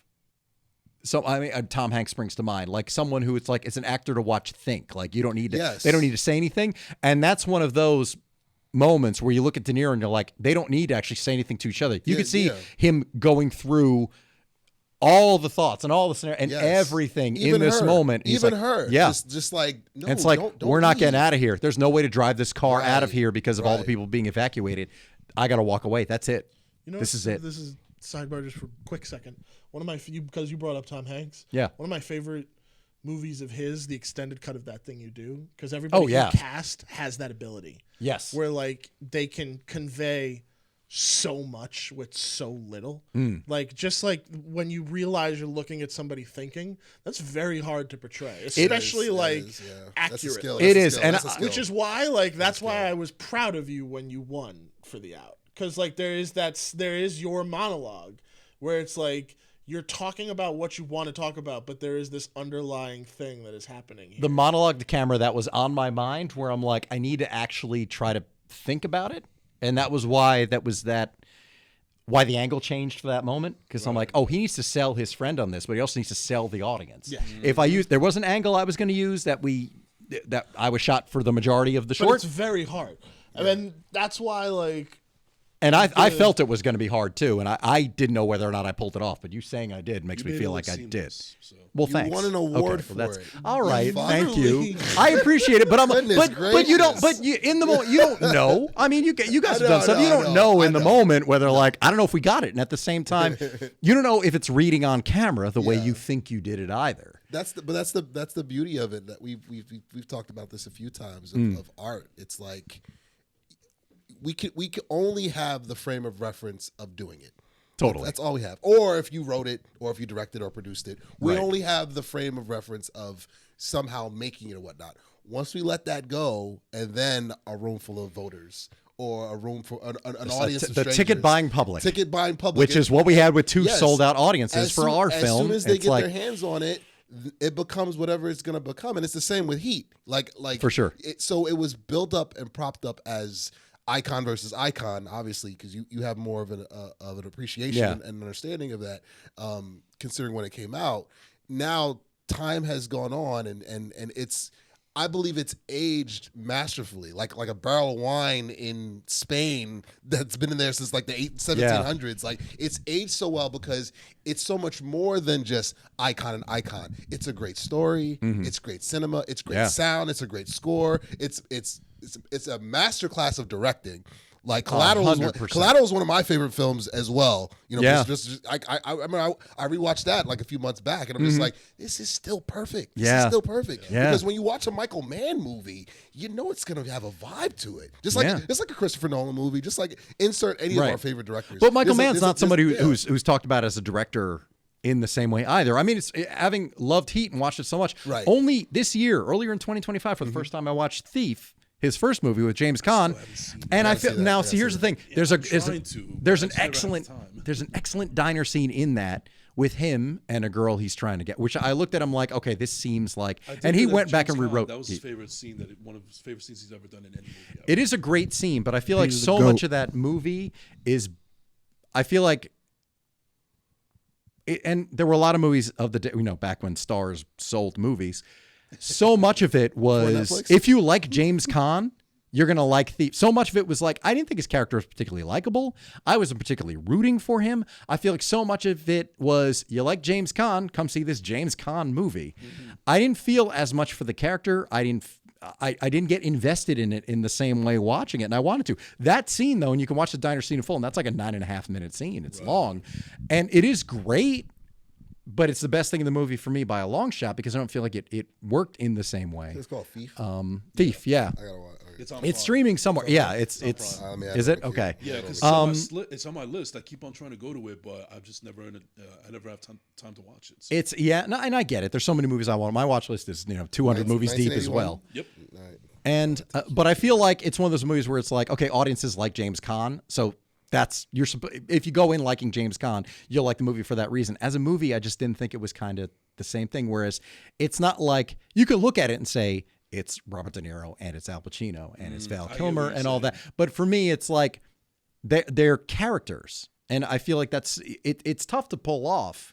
And yes, I agree. I think the movie is only aging better and better. And it's one of those, hey, in another 10 years, everybody might be carrying on about it. And it might be something that people have a deeper appreciation for. Because it also doesn't feel like a 90s movie. Right. You can look at the laptop size, brick cell phone or something. Yes, exactly. Or payphones or the TV. Pacino kicks out the, my fucking television set. You may look at that. I love that. Well, it's also, there's enough, and that's another thing. Like, it's not a comedy, but there are enough moments where the tension is broken. Is it Bill? Ralph. Ralph. Shut up. Sit down. And that guy was, I don't remember which character he played, but he was one of the, in LA Takedown. He played Hannah, or he played. I remember him from 24. This is my that's a dude who's been my forever. fucking to watch list. Dude, I have a huge one. So on there as well. So in a nutshell, this is what I appreciate about Heat, and this goes to show how it has aged gracefully. So when I first watched it, I watched it mainly for two reasons. Al Pacino and Robert De Niro in the same movie together, and one of the greatest action scenes I've ever seen in a film ever in the shootout. But as time goes on and I've gotten mature and so on and so forth, and I got to know about story, characters, structure, dialogue, the whole nine. Even relationships. Yes, even relationships. And the biggest takeaway that I have, especially when it comes to the characters, is that this is almost a 3-hour movie. And there is a plethora of characters in this movie, and it doesn't feel like any single one, no matter how big or how minuscule, was wasted. I mean, totally. I feel like in any other Everybody movie, served a purpose. I feel like anybody else's hands that would take, for example, the stepdaughter when she tries to commit suicide. Yeah. Michael Mann was able to write and direct that scene and with that character and adding so much depth where I feel like if it was in somebody else's hands, it would have been just a throwaway scene. It would have been like dramatic, like, oh no, it's something else Vincent Hanna has to deal with all of a sudden. What I was going to say too is I just shared that scene from Casino with you the other day with Pesci and the fuck you doing going around talking about me behind my back? I don't know what you're talking about. You know what I'm talking about? Yes. So you want to get me out of my own head? Even Casino. Sorry, now I'm gonna get hot. Casino is another one that's held in high regard. Came out the same fucking year and is held in higher regard than Heat. And I think Heat's the better. I love Casino. It's my favorite Scorsese movie for a long time. But I feel like because that's the thing. Because it's Scorsese. But why don't we talk about? I don't. But to go off that, yes, that of course that. But the reason why I shared it with you is because as she says heat in the dialogue. He's Yeah. like, I've got too much So heat much on me, fucking heat you down know? on me. So that's why You must. Oh no, I'm sorry. De bringing Niro heat says on it. you? I'm sorry. Yeah, sorry. It's De Niro. It's like you bring so much fucking heat down on me. The first thing when somebody meets me, they ask if I know you. By the way, speaking of the out, we ran out of time, but Ugo said, because many times we sat. I think actually when we sat down the first time at Chevy's, to meet up to discuss the out when you were still not on the fence, but you wanted to be sure like of my intentions and all that. Yes. We were courting as Make sure that chicks on this- social media yes, like to You know what say. he's talking about. Facts, Yeah. facts. Well, also he wants to see like this is just some vanity project. You're just shooting this film, throwing up on YouTube. Like he did want to make sure, as he said many times, he wanted to make sure like this was for real because if he was going to sign on, he wanted it to be something significant. And I sat across from him at the booth at Chevy's in Clifton, New Jersey, and I broke into the ending of the diner scene, Pacino's part. Yes. You know, we're sitting here, you and I, like a couple of regular fellas. You do what you do. Anyway, he said, because I would throw that out there all the time, even on Zoom when we rehearsed, I would do it. Yeah. And he was like, you need to shoot that when we shoot the out, since you're going to have a camera on you like they had. And that was one of the reasons I want to cross shoot, by the way, the out. That was another influence. Yeah. Because that was most of that scene is take 14. They shot all night. Yeah. But and it's one of those things like we'll know when we have it.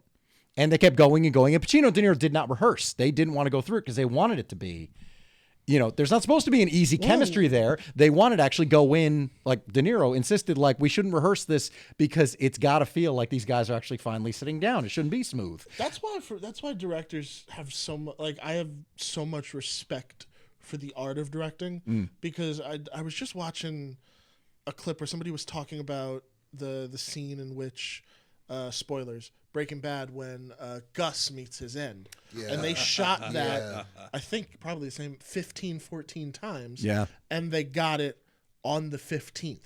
But to be in that position knowing, this ain't it. This ain't it. This ain't it. That's a fucking lonely road to go down. It's tough to be the one to make that call. Like your actors really, really, really need to trust you. Yeah. And at the same time, I'm sure at that point, 20 plus years in film for Pacino, De Niro, I'm sure they knew every time they were getting closer. I'm sure they knew on take 6, we're closer, but we're not there yet. And they kept going. But it was also something where I also looked at that as a reference point. Now, granted, completely different genre. The Out is not a crime drama. That was one of the reasons I was ambiguous about what the title was and even what it was about, because I was like, The Out could be anything. But I said it's one of those things I'm like, if we cross shoot and we get into a rhythm, because on the opposite side, these two are supposed to be good friends, and we enter, the thing starts partway through the conversation, which was intentional. And I thought, I still want to be shooting both of us, because if we do get into a rhythm and if we do get a take, and we did multiple, even though we broke the script up, we did multiple takes of certain sections, because if we fell, or sometimes we went all the way through, we went top to bottom through a couple of times. Takes we did? I don't know. I have them I have a notebook Well, fire with alarm everything. included. Yeah, well, I don't. There were some. We did 7 or 8 takes of some moments, and a couple times we did it all the way through because we went into a rhythm, and I wanted to make sure shooting it. I'm like, these are some of the best who've ever done it, and if they get it in take 14, not that I don't love to overshoot. I like to get things in 3. Frankly, if I had my way, I would love to get things in 3 takes and be done with it. But I said, if it takes them that long to fall into it, it will only serve us to be rolling cameras on both of us. You remember we had that convo multiple times on Just Desserts? Yes. Just Desserts was Christian's first short. Was my first big short, and Aballo was kind of shocked that I was okay with like 2 or 3 or 1 to 2 takes, but it was because we had rehearsed that script. We had talked about it a lot, Right. And I knew that Isabel, one of my leads, she's one of those people that could convey a lot with very little. So off of that, because you were mentioning Breaking Bad, because now I'll never look at another booth scene in any TV show or movie or documentary the same way again. It casts a long shadow, dude. Facts. Like there's a scene in Breaking Bad when freaking Bryan Cranston, he keeps showing up to Pollos Hermanos. He shows up like fucking a month straight. And this dude never sits down with him. Right. He keeps showing up and showing up and showing up. Then finally, he sits down with him, and Bryan Cranston is just like, yeah, I've been waiting to talk to you for the longest, yada, yada, yada. And you see Giancarlo like morph from Gus Fring to Gus Fring. Like the facial expression, he goes smiling like, right, and becomes like crime boss. You see what I'm saying? Like he literally turns into another. He morphs, person. yeah. General manager to evil. Facts.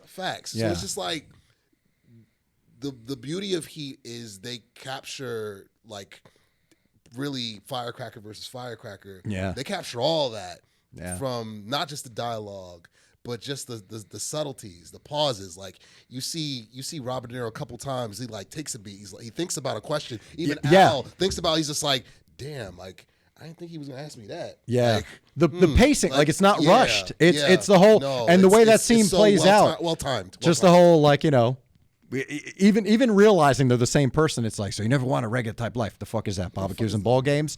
And Pacino kind of sits for a second, kind of smirks. Yeah, because he knows like you're the same way as me. Yeah. Like Or he's like, that's kind of that moment of Or he's just realizing. like, you want to be like me? He's like, no, I'm a. What do you say? I'm Yeah. a disaster. He's like, oh, life is this a regular disaster. type, this regular type Can life you is that imagine your how life? much fun shooting that booth scene must have been for them.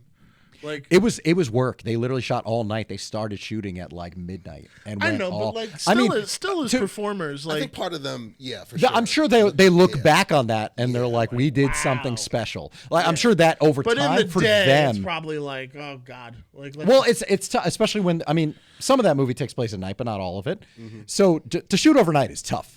I mean, you had late nights on Shoot- Just Desserts, and that was shoot tough. overnight Shoot till 3 is tough, a.m. but now add on top of that, you're shooting on 35 millimeter, which is an entirely Two different- cameras, a diner full of extras. diner full of Like there's a lot of extras. moving parts, and I mean, we got lucky. There were two people. We only had to shoot. We had to watch out for fire alarms and We were during beer the day, brewing we were equipment. during the day, but all of us we've had night shoots. Like, Oh, we know, without a- we know without a what doubt. what that world is So like. to have gracious. to have to pull that performance out and Yeah. do it. But again, that's that's the craft of acting, where it's like we're working and working. It's like, all right, it's getting there, and they may have done 25 takes for all we know. But the 14th one, most of it is just like, no, that's where it really came together. Well, there was a lot of coffee. I mean, the Michael Mann has said that, like there was a lot going into it. And now the end scene, let's get into that, which it's one of the things. There's for a huge chunk of it. It's when Heat turns into a western for a second. Yeah, Literally. Well, no, a horror movie. No, literally. Because you even said both. when they get. I say both. I'm with Christian. I say both. No, I both. agree. But It's- I say when they both. get into the field, first of all, there's no score, which is incredibly effective. There's no musical score until the very end. It didn't need it. No, not at all. But the tension is like, and again, that's one of the things being in the theater, and you just hear, the environmental noises the going natural- on. the natural sound and you're was the like, score. and Christian, he kind of said to himself, not under his breath, but he wasn't saying it to me. He just said, "This is horrifying."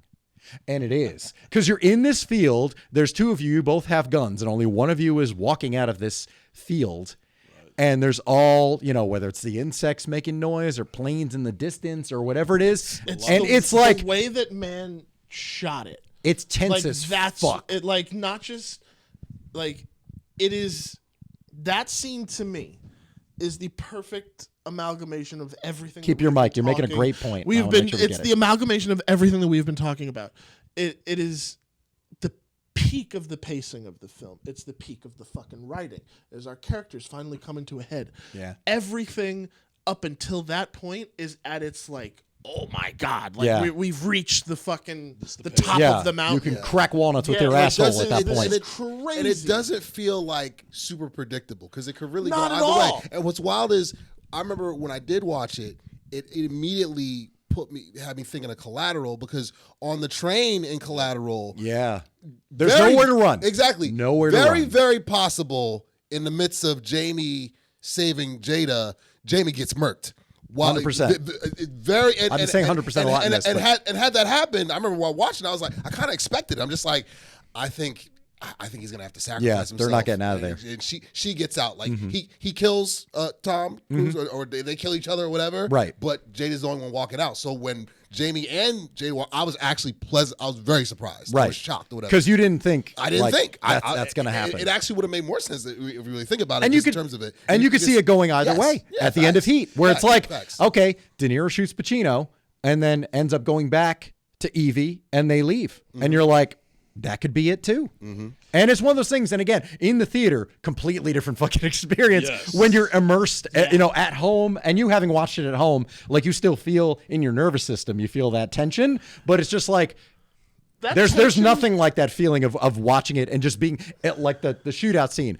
Immersive, like there's no escaping this. Like what good horror movies do when you see it in the theater, where it's like I'm in the middle, like there's no getting out of this situation. And then of course that ending, that incredibly powerful ending, which again, why the fuck isn't that talked about more and more? Where De Niro knows he's dying, but he still puts out his hand, like don't let me die alone, man. Yeah. Don't let and Pacino knows he can't look at him even. He can't even look at him when he's dying because he knows I've killed the other person, the only other person on this planet Who gets me. Who gets me, and I can't even watch him die, but I can't let it. And even that handhold, it's still meaningful, and it's also one of those things as an adult where it's like, fuck. If someone was your enemy, as much as you may be simpatico in a lot of ways, it's like I can't even let them die. Like you can't let somebody go through. You can't let them leave this earth feeling alone. Yeah. But that dynamic is so great. And when De Niro gets killed, there's like you get a sense of like there's this respect between each other, like even like they both knew it had to happen. It was going to be one of them. And De Niro was like, "Yeah, you won this one. Congratulations." Yeah, I told you I'm not going back. Even that line, told you I'm never going back. Yeah. So, and it's true. Like I'm not getting caught. Like and you're gonna have to kill me. He's like, yeah, I understand that. So, a point and then two questions for y'all. Sure. But like, one of the reasons why I said that when we were watching the movie was truly because the way that they were shooting that sequence was legitimately scary. Like there was moments where I was like, I'm not there, but I feel there. Like the way, I guess just the way that they were shooting in that very odd environment. And a lot of wide shots too. So it's not like super tight where you feel like it's on top of everybody. It's like it's in the open. Again, there's no sound aside from the sound you would actually hear if you were standing in that field next to LAX. The planes, the lights. Yeah, everything. Like all of that. It's just like, it's horrifying when you're watching it. You're just like, you can't help but be tense. And even seeing it at Tribeca, like the audience was silent. Completely silent. And there were a couple of people there who hadn't seen the movie because, of course, they asked beforehand. But isn't that so impressive when that happens in a movie, though? It's especially now. Oh yeah, I don't. It's not rare. Been period. in I've only been in maybe 2 movies: Dark Knight, when the truck flips, absolute silence. When Tony dies in Avengers Endgame, theater, Lord have mercy. Yeah, that's nothing. See, I say same. I want to open a night for that in New York. Yeah. Facts. That's exactly what it was. And That's Infinity exactly what it War. was. When all of a sudden the screen goes to black and you're like, they fucking lost? Yes. Yeah. Like that. So I would put Infinity War and Endgame up there, which is Absolutely. incredible. But at the same time, that took 19 movies to earn. That'll do it. Yeah. He did it in 2.5 hours. No, that's the crazy that's the thing. It's like you were so But yeah, no. So questions, There you were saying. So the question, my 2 questions.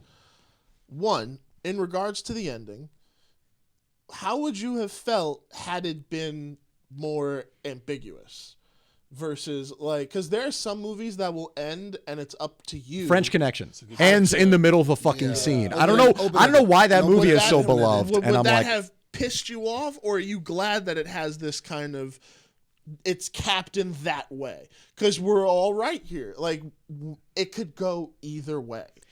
and either way, you can't be. I don't think anyone would have been mad about necessarily either, because they both knew going in. I mean, there's no happy ending to Heat. Yeah. Like regardless, there is not an ending where it's just gray, like it's gray, like you mentioned. And yeah. So to answer your question, this is how I always look at it.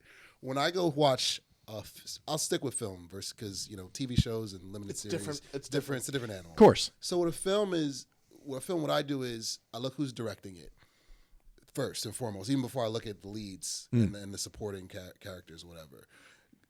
I'm at the point when I see it's a Christopher Nolan, or I see it's a Spike Lee, or I see it's a Michael Mann, or whatever. I trust them. They have a body of work enough that I believe that they're going to stick the landing. Yeah. You know what I mean? I believe that, and even if it's an ending that I'm just like, I believe that they did that for a reason. It was intentional. That the story did a great job. This is the payoff. This makes the most sense for what they were trying to do and try to accomplish in those 200 or 300 pages of the script or whatever. So with me, I'm at peace with it because again, their body of work leads me to the fact of that. Yeah, So, I'm at peace with the ending as well. I'm just like, Or if it was ambiguous, it's the hypothetical of like I don't know. If it was ambiguous, I feel like that would have been a curveball because I think it would have been. Whereas everything that was set up paid off, I feel like that it would have fallen short for that reason had the ending been left ambiguous. The two of them go on a field and you don't know who comes out. He would have had his reason. Like there's reasoning. No, I get that. I'm just saying for me, watching it as an audience member, as a viewer, I would feel like, wow, everything that's set up paid off. And this is the one thing that that's the short answer for me. I would feel like, wow, that was a curveball that I didn't expect. I would respect it, but I wouldn't enjoy the movie so much because so much of that, like I said, the ending of it being De Niro, told you I was never going back, and even a call back to that line, the holding the hands in real life, and even lingering on that shot for like 10 seconds before cutting to black.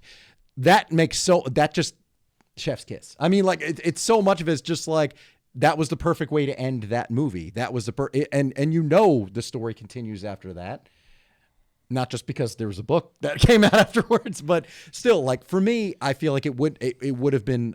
I would have felt it was a curveball. I would have respected it, but as a viewer, I would be like, "Wow, I was really hoping to see like we know only one of them's coming out of it." I don't like to think the what if. It would have been a little bit of a different movie for me, Sopranos, for sure. Sopranos. Yeah. Jason? Yeah. I mean, you kind of stole my thunder there. Where I would actually feel very conflicted because if it was left ambiguous, I would respect it for the fact that I think it has balls to do something like totally that. Ballsy. But ultimately, you lead up this whole story and this whole narrative, and everything is just going haywire from beginning to end, and then not to have the final payoff to find out what happens. And it kind of goes back to what Ugo was saying, where there are directors that do things at the end of a film that will leave it ambiguous, and then you trust them in their hands to whether it's going to work out or not. And then there's times where I feel like there's filmmakers that are trying to be too cute with leaving things ambiguous. So it really depends on the person that's at the helm of it. And you got to make sure that if you're going to pull off a ballsy move like that, it's got to mean something. It's got to mean something for the right reasons. You're doing it for the right reasons. I'm not saying it for the I'm not even saying it for the sake of the gimmick. Right. Like just truly because that story could go either way. It's like it could end with Pacino ending. Let me counter this. What if by some off chance, just in an alternate ending, where neither one of them wins, they actually both shoot each other up and then they both die in their own respective rights. I respect that too. I would respect it. I feel like that would be more predictable. Like, oh, nobody wins. I think the difficulty of one of them now needs to go through the rest of his life being solitary. Right. I feel like that is more of a poignant ending. I feel like both of them taking each other out in the same way, like Collateral, it would have been like, okay, they both die, and then the woman gets away. Would have been a little. It wouldn't have been as. I don't think it would have had the same impact. Agreed. Right. Agreed. So I felt too artsy fartsy. Yeah, exactly. I mean, again, I think it certainly would have been different. But like, if De Niro gets away and runs, if he runs away with Evie, at the end, it's just like I could see it going that way too.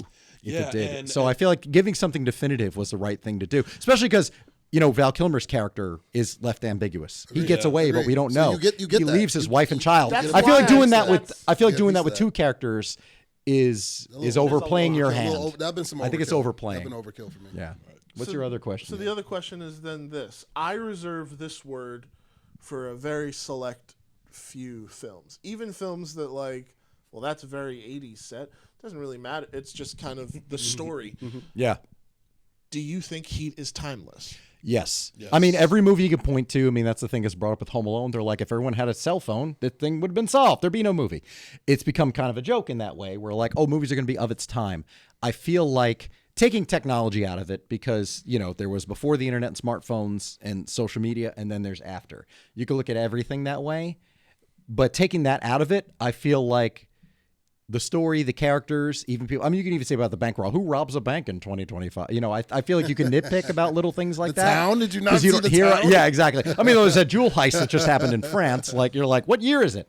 But you feel like the Rob Williams and Jumanji. What year is it? What year is it? Yeah.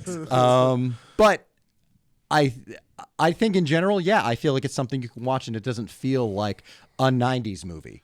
You know, Dog Afternoon feels like a 70s movie because it looks and feels like. Yeah. I don't think. I mean, the most of its time thing is like De Niro has a goatee because everybody had a goatee in the 90s. But other than that, I don't think there's anything you could point to like. It was just long blonde hair. Yeah. But he could have been like just a California dude. It takes place in Los Angeles, so that wouldn't have been like too. It didn't look bleached. It looked like the dude could have just been a blonde hair character. Even with the fixings of what the movie is, which is like this gritty crime drama, this action movie, this blockbuster, I think the coolest thing that I can describe Heat is that it is a blockbuster with an indie heart. Like it very much like has indie vibes to it. It like I agree. It's discussion of characters, the things that they go through. Like if you don't buy the characters, the movie doesn't work. Yeah, like that's why I say indie spirit because like let's be real, like blockbuster when you say the word, it has a particular type of movie. You're thinking mega ensemble cast. Yeah, that Heat necessarily isn't. Right. That's why it's not a traditional popcorn movie in that respect, even though you came with literally a 55-gallon drum of popcorn. But there are some popcorn movie moments in the film because I think that 110%. I think that there's one scene that will be critical by people that are just miserable. Where at the end of the robbery scene, the shootout, when De Niro, when Pacino takes out Tom Sizemore's character with that one shot while he's holding the kid hostage. Yeah, you're gonna have cynics that'll be like, oh come on, that's bullshit. That never would have happened. That's a 1 in a million shot, whatever.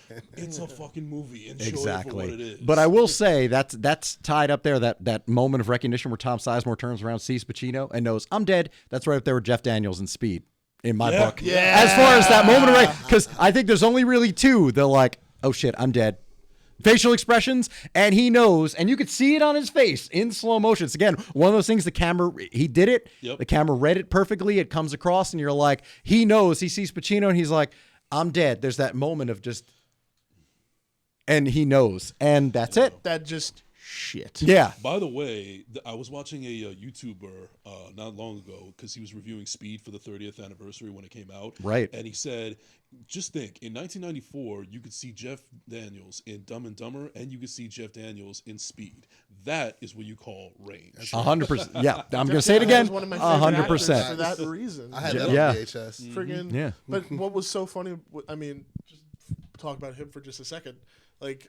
I had the wide gambit of movies with him growing up. I had Speed, Arachnophobia, Speed, Dumb and Dumber, but then 101 Dalmatians. Yeah, comes out for me when I'm a kid. Trial and error. He was underappreciated in 101 Dalmatians. He you know, he that kills was it in 101 Dalmatians. I agree. That's one of my. So much that falls apart in the last act. That is Fun fact, entertaining movie. You know whose movie that is? Like, not many people know this. It's a John Hughes movie. Yeah, he wrote it. John Hughes wrote the 101 Dalmatians remake. I don't know. That just tickles me. Like, I'm like, that's I can see that. Homeboy that wrote Breakfast Club also wrote this. It's fitting. People who write movies. Pivoting off of that, and this will be our final point. So Heat 2 as a book came out. I didn't get my answer in though. Oh, I'm sorry. Go ahead. I apologize. Oh, the timeless. Timelessness. I'm sorry. Go ahead. For me, it's a clean sweep. It's timeless for me, but it's timeless for me because, you know, when I think of like crime dramas, I love crime dramas. I do. They have a special place in my heart. For me, it's up there. I'm biased. Like I love Scorsese movies. Like The Departed is one of my favorite movies, like easily. And come on, Jack Nicholson's in it. Like before he retired.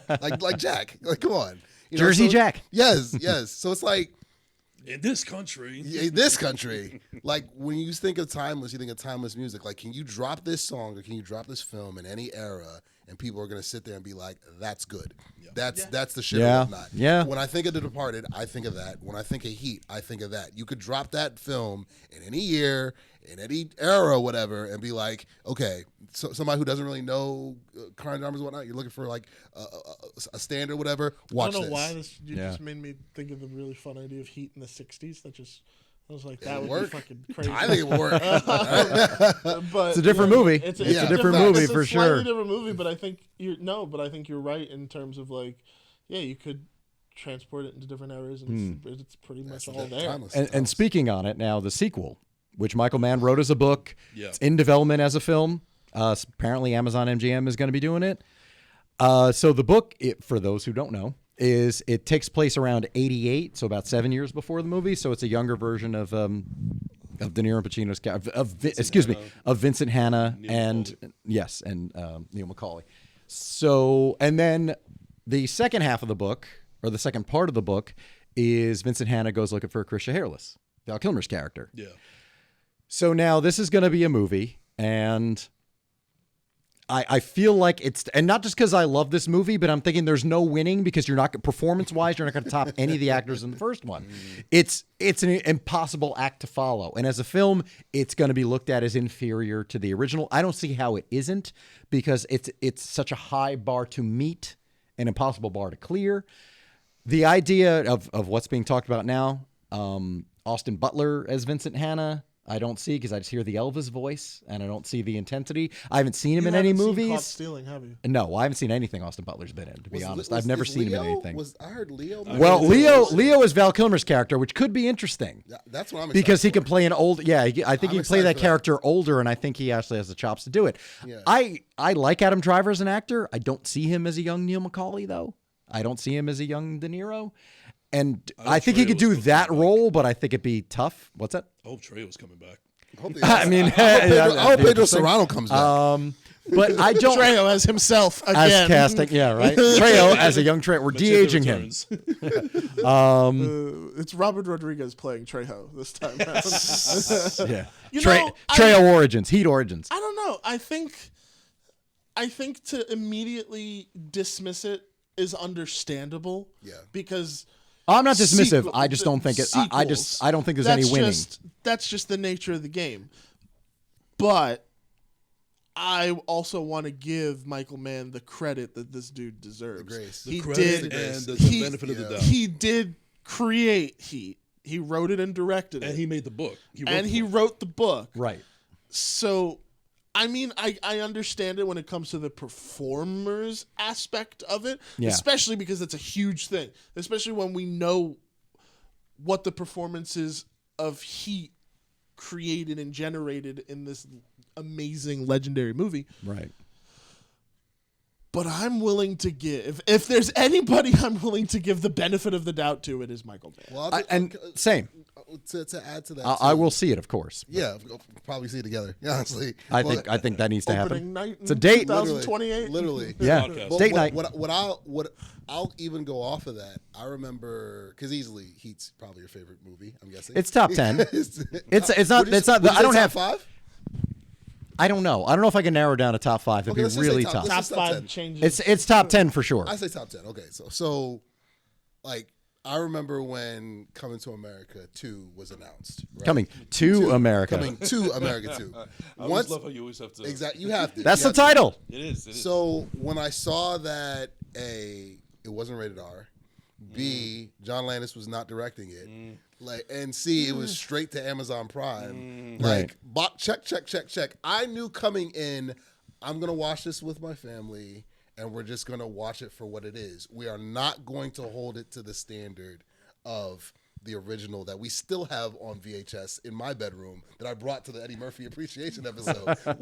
Because again, for me, I mentioned it earlier. I'll mention it again. I start with that director. Who's directing it? Who's putting the pieces together? Even before I look at the lead and the supporting characters, because it starts there. And if you're going to tell me that John Landis is not doing this and this isn't rated R, and plus Eddie Murphy he's Family Man now. You see what I'm saying? Like he's in a completely different place in his life. I'm not going to watch the film through the same lens and hold it to that standard. Let me tell you something, buddy. It's not feasible. It's not if realistic. they announced Coming to America had John Landis at the helm, I would have been there opening night had it opened there. Facts. Opening weekend. Facts. But I don't think the world has forgiven John Landis. I don't think the world remembers. Let's be honest. Which is, we a crying shame. we have a generation of kids It's who just- think Katniss from Hunger Games was the first female hero. I mean, come on, we can't act like they know what I'll take it a step further. There's still a generation that don't know he directed the Michael Jackson Thriller video. They don't know that. Of course. They That's don't what know I'm that. saying. I don't feel like that stuff is, what I'm here we are saying? talking about By the Heat way, for an I- hour and a half. By the Which way, is I finally so- saw American Werewolf in London for the first time not long ago. Crazy. That's one I need to rewatch because that's one I saw when I was younger and I haven't seen it in a long time. Aged tremendous. And that's exactly It's it. I'm so like, I don't funny. think I was into it when I watched it, so I need to actually sit I It just and has watch one of it now. my favorite. Oh, sorry. Go. I'm sorry. I just think that it's amazing how a movie from that time, with the transformation of the werewolf, is astounding compared to how it will be made now with CGI and everything. Yeah, exactly. It's because it's really transformation sequence alone. Oh, that for But- sure. I Scary respect shit. tremendously. Yeah, it's if it was you'd be horrified when you're Which going is through it. like, but I honestly like if it was they were like, yeah, coming to America, I'm like, okay, whatever. John Landis, what? Yeah. Yeah, I'm in because I'm with you. Like, I think that he's one of those directors where it's like, please. He's got the cachet. Yeah, Yes. like Yeah. you've made some of my favorite fucking movies. He knows what he's You've doing. also made some stinkers, but we Yes. can forgive you for that. Bluesberry, We don't gotta. We don't yeah. gotta talk about Beverly Hills Cop That never 3 came out. Beverly Hills Yeah. Cop 3. Ooh, Or Blues Brothers 2000. or Blues We Brothers. we should talk about Oscar, which is in the pile of movies you need to see that you haven't Is that the seen. one with Sylvester Stallone? Yes. Yikes. Have you seen it? I haven't seen that. long ago. I don't know. Oh, you're and one of the early Chas Palminteri roles as well. But anyway, so to cap it off, so your thoughts on Heat 2 overall? Obviously, we'd all see it. That's not in dispute. I'm going to keep it short and sweet. Go ahead. I'm just to piggyback off these guys. I've just got to wait and see. I do trust Michael Mann. I have been a fan of his, even though I'll admit that some of his later releases haven't been up to par, at least because I think he's just set the bar so high with Heat and Collateral, even though I enjoy Miami Vice for its flaws.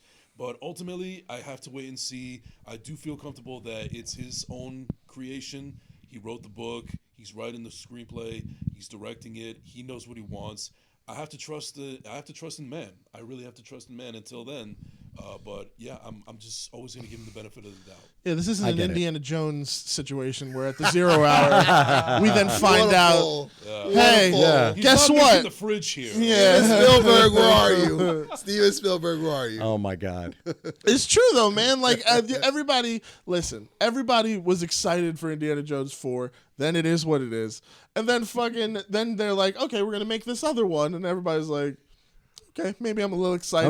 Okay, cool. Okay, It's the director awesome. of Logan. Let's And then- go. And then wait, I mean, what? I like James Mangold, but come on.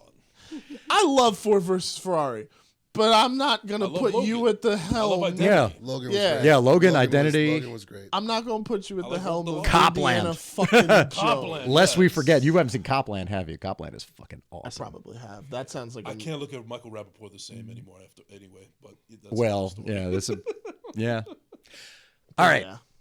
We've said. I mean, we could say more. I'm not gonna say we've said all we can. Yeah. We can't say about it. We could carry on about it. But there we go. So the unofficial 10 out of 10. celebration. Yeah, definitely 10 out of 10. Thank you for film encouraging me to watch it on the big screen, Like, Dude, that I'm that so I don't like. I'm so happy, and I'm impressed and pleased that you went back for seconds. You're like, I need to watch that again because that's how I felt. I'm telling you, when I watched it in August of 2021, I'm like, it can't. I need to watch it. Like it just I couldn't let go of it. I'm like, I need to watch that again because was it really everything that I think it is? And I gotta thank you for the invite because, first of all, like I love that movie and I got a chance to finally see it on the big screen. Mm-hmm. But it's also a gift and a curse because seeing it now on the big screen and how awesome it is, I don't know if going back to the smaller screen is. It's not, man. It's not. I say that all the time. Like I love going to see movies in the theater, but the reality is most movies we will watch at home. They will live on our screens at home. Because we can only have the experience. Most movies we're only going to see in the theater once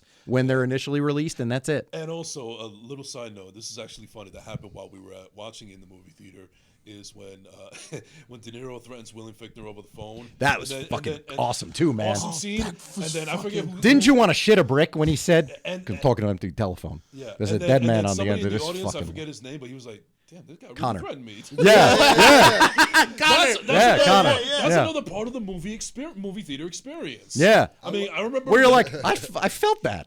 I'm scared. He wasn't talking to me. He was talking to the bank manager from Dark Knight.